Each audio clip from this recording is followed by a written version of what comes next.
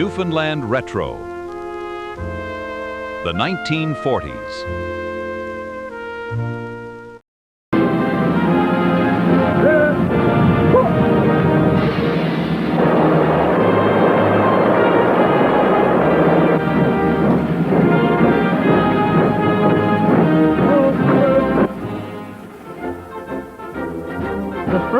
Of Army engineers arrived in 1940. They came to build the bases, to make ready for the tens of thousands of American servicemen who would follow. The friendly invasion had begun.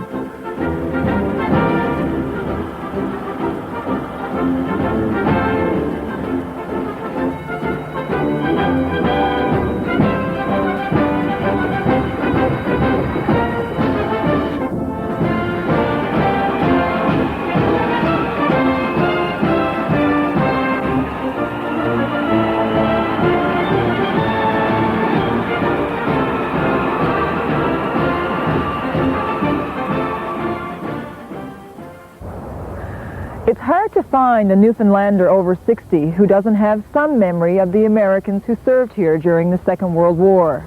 The Americans touched the lives of thousands. They pleased some, they disappointed others, but they sowed the seeds of a relationship that's still alive today, 50 years later. I'm Pauline Thornhill. Tonight we bring you a second look at the Yankee years. Argentia, it's where our story begins. The first American troops to ever set foot on Newfoundland soil landed here. A boatload of Marines destined for an air naval base. It was the most expensive base the Americans ever built outside the States during World War II. It went up practically overnight. 15,000 Newfoundlanders helped build it.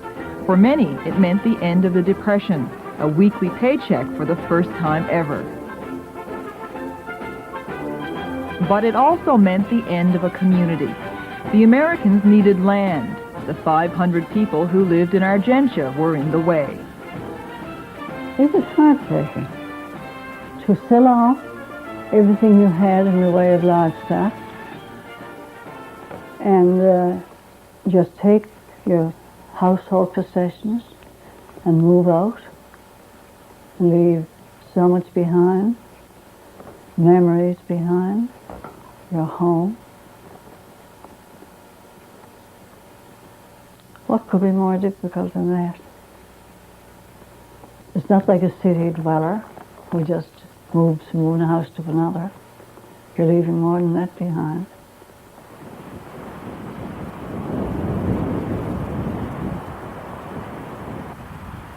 Even the dead had to go. Eileen Houlihan's father now lies in this graveyard in nearby Freshwater, as do the remains of everyone else who used to be buried in Argentia. There were 3 graveyards. The Americans moved them all. The bodies were brought here in the dead of night and reburied in tiers of 3. We all have the saying, let the dead rest, you know, and here are the dead being disturbed. You just accepted now that it had to be done and that it's not his grave really, but he's buried somewhere here in this area. Many of the living also settled in Freshwater. Eileen remembers the move being hardest on her mother. She never really got over losing her livestock and her gardens. They'd kept her children fed during the poverty of the 30s.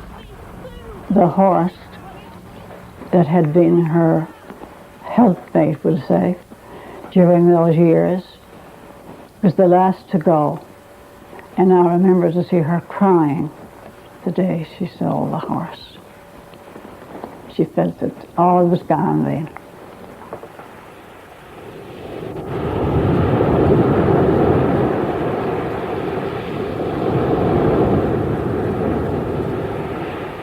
In Stephenville, the Americans also took land, more than 8,000 acres of it.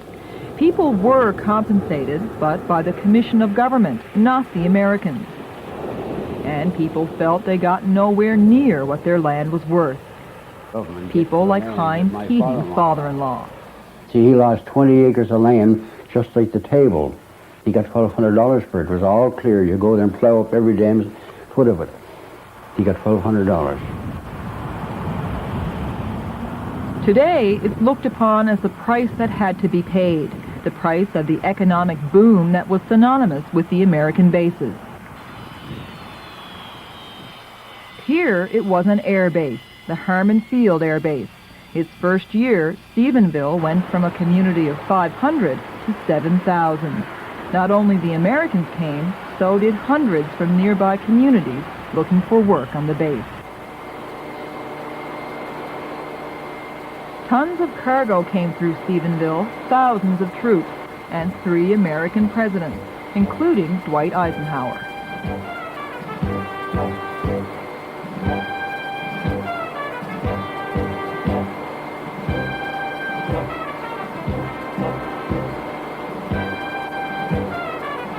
Stephenville may have been the Air Force's choice, but the Army came to St. John's. 977 troops arrived on the Edmund B. Alexander, the biggest ship to have ever passed through the Narrows. It was January 1941. Cecil Hutchins was 19 years old. He was one of the troops on board.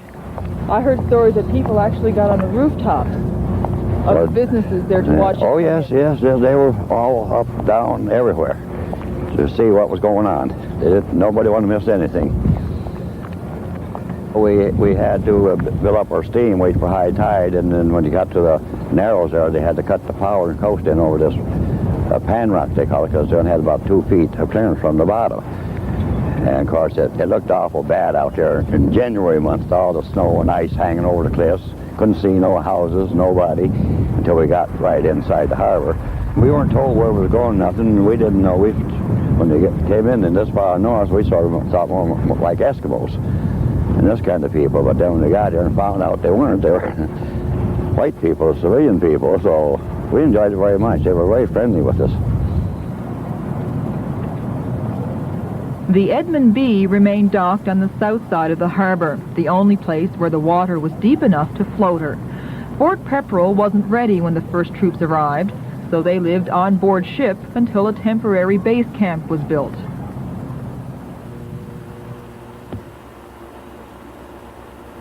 Eva Snow was a young woman when the Americans first came to St. John's. Today, she feels she owes them her life. In 1941, I had been in the hospital 4 times, and I spent Christmas there. And the 2nd of January, Dr. Rosenberg operated on me, and I collapsed on them. And they needed blood, so this is what I found out after, that the boys from the Alexandra came down and donated blood for me. So I always say they saved my life. Some would say they also saved the local economy. Never saved a cent. I know lots of boys never, by the time they went around and paid their buddies, when they got paid, they went around and paid their buddies, then they turned around and had to borrow again because they had no money left. They spent it faster than they was making it. The troops moved into Fort Pepperell almost a year after Cecil Hutchins arrived. Oh, that was beautiful then. That was just like living in a hotel down there, the great big brand new buildings and hot and cold water and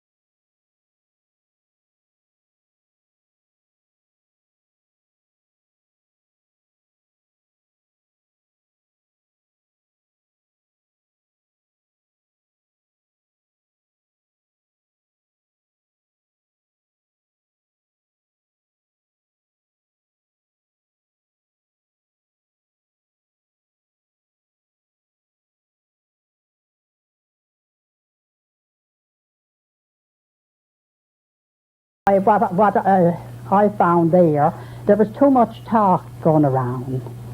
If you were a nice girl and you went out with an American, you weren't supposed to be nice. So this is what was wrong with a lot of us. We didn't want our daughters going out with them. But then when we met different ones and found out how nice they were and that we were different. And so it was with Donald Kennedy. Loretta brought him to the house, and I met him. And I just spoke to him, then I asked him where he belonged. He said West Virginia. Of course, we had a bit of fun about that. West Virginia, the hillbilly boys.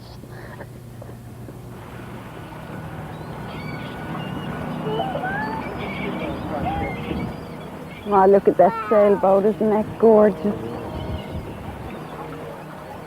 Beautiful. The Kennedys now live in Hampton, Virginia. Less than 3 months after Don met Loretta's mother, he proposed. I was getting on the plane with my girlfriend to go to Pennsylvania, and he said, here's a package. You know, passed me. I thought, oh, how nice, you know, Americans do these little things, you know, it's candy or something for the trip. And I get on the plane, and I mean, we were in the air when I opened it, and it was an engagement ring. So it was never such a thing as, will you marry me? It was an engagement ring in my hand, and when I came back here, my mother had all the paperwork done. That's the truth. That is the honest-to-God truth. I just want to make sure she wasn't going to go someplace else. So I gave her the ring, then I figured I had her caught. Now you can go ahead and go over there and talk. Oh, look, look, look, look, look, look. Oh. Oh, look. Did you see them jumping up? They're really going after it. The Kennedys have lived in the States for 37 years now. Loretta knew when she married Don it would mean leaving Newfoundland. I blocked that out because I knew I didn't want to leave home. And his first assignment was to North Dakota. And he didn't want to go there. So he got it switched to Texas. And that was a whole new... I mean, I didn't like it at all. I didn't like Texas. Yeah, they had snakes in Texas. My Lord, I'd never seen a snake in my life. The only thing that crawled home was a caterpillar. My first impressions were the big billboards with the girl in the bikini, with the cold beer with the foam on top of it. I didn't drink beer at all. I don't think I had even tasted a beer. I go to his family. His father says, would you like something to drink? I said, I like a beer. I never, but it just looks so good, you know, to see the beer. I didn't like the idea of a way out in Texas. The hardest part of our leaving was that I wouldn't see her every day. And if I wanted to say something and I turned around, she wasn't there.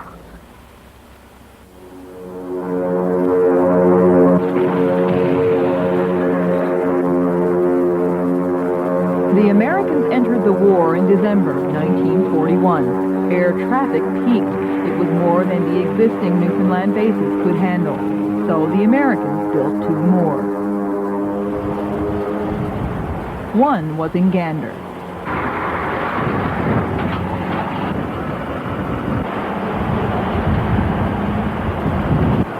When the Americans came, there was no town of Gander. All this happened later.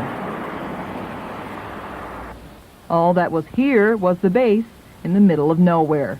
There was no road. The only way in or out was by plane or by rail.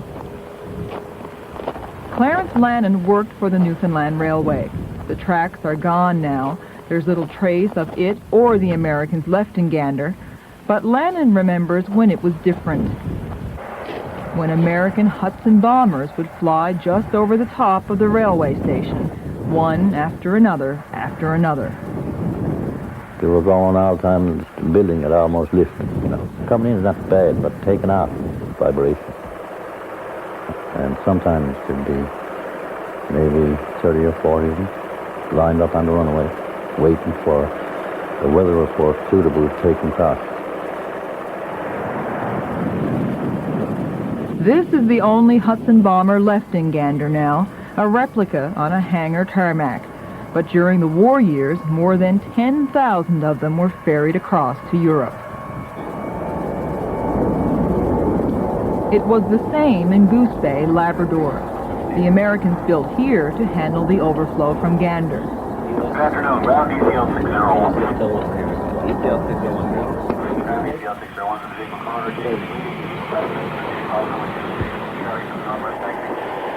Today, the American side of the Canadian Forces base in Goose Bay is little more than a big gas station. American planes are refueled and sent on their way. I might have one for you, sir. This time it's a cargo plane, a C-141 from New Jersey, a far cry from the American bombers that used to frequent this runway.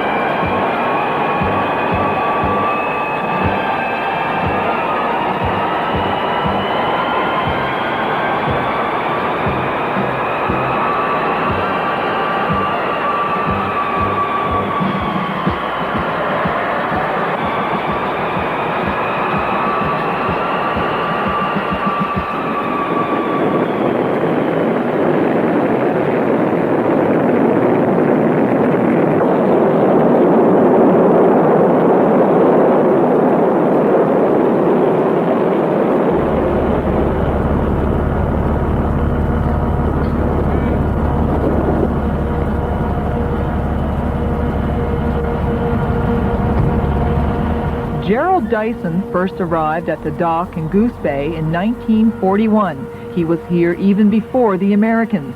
He came down from the coast of Labrador to help build the base. He was among the first crews to arrive. There was no Goose Bay then. There wasn't even a permanent dock, just a lot of construction workers with a lot of equipment. Gerald was 16 years old. I met some of the guys. One fellow in particular by the name of George Rounds coming out on the dock as I was going in, and he is a relative of mine but much older than me. And he says, young fella, you're not going to like it here. I think you'll want to go back. Well, I says, it don't look like I'm going to get back anyway, so I didn't like it.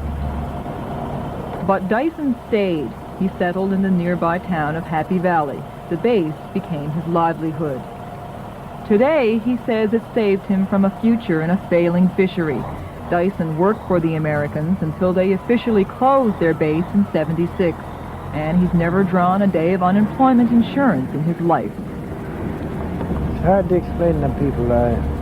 They were more like yourself. I found them more like yourself than the Canadians were. You go in the mess hall, the heat, and maybe a bunch of civilians sitting down the table, in come a GI.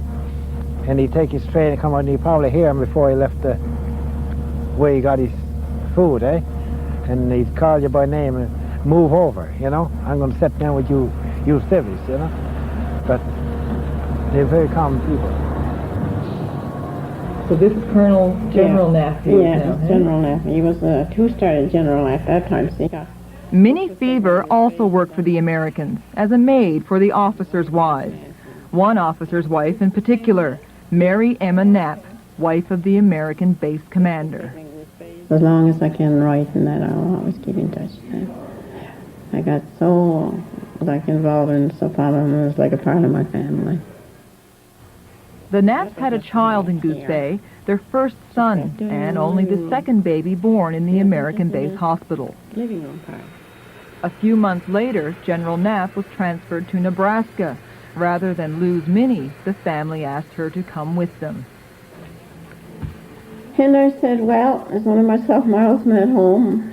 Maybe if I can coax him up enough, he'll let me go. I said, I want to go. And from that it started out. So you really did want to go? Oh, I did. Oh, I wanted to go so bad. And she did go for almost 6 months. It was 1957, and she'd never been any further than Halifax.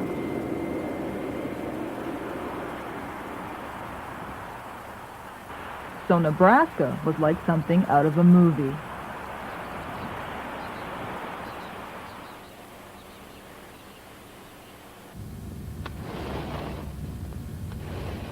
General James Knapp and his wife still live in Nebraska, in a neighborhood just outside the base headquarters they were transferred to from Goose Bay.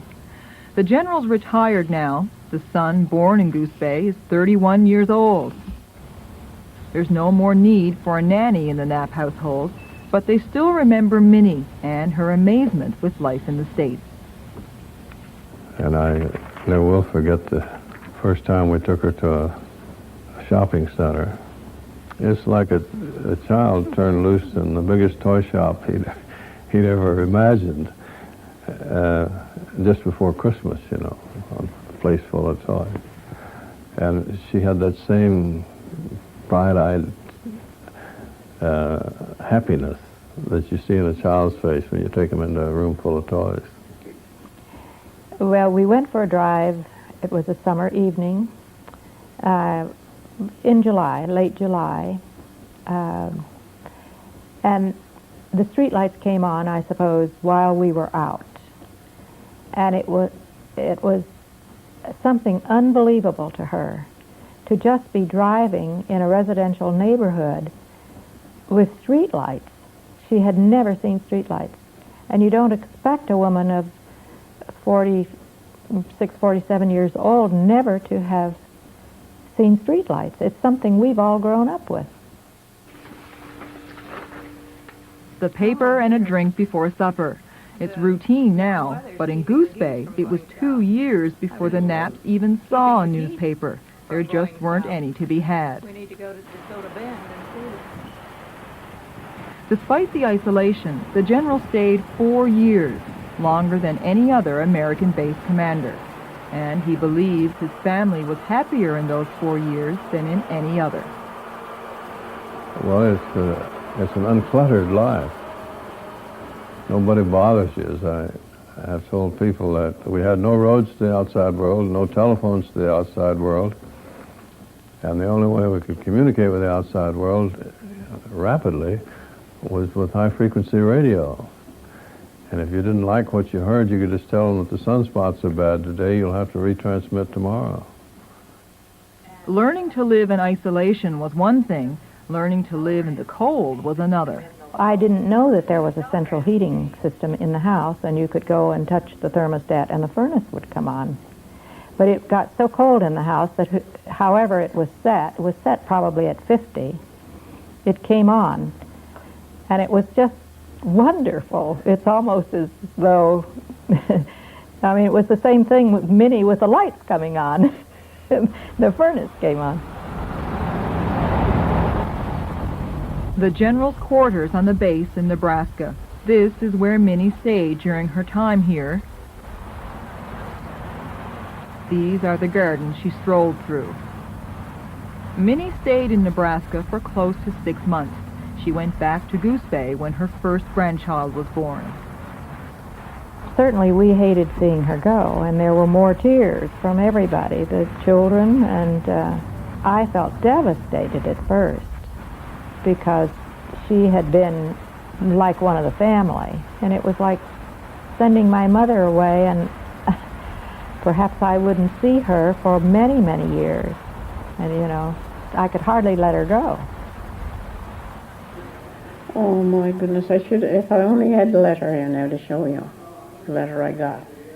I first have to come back. She said, I suppose she said it wouldn't be any good for me to send you the airfare for you to come back again. Now she said, you have a grandchild.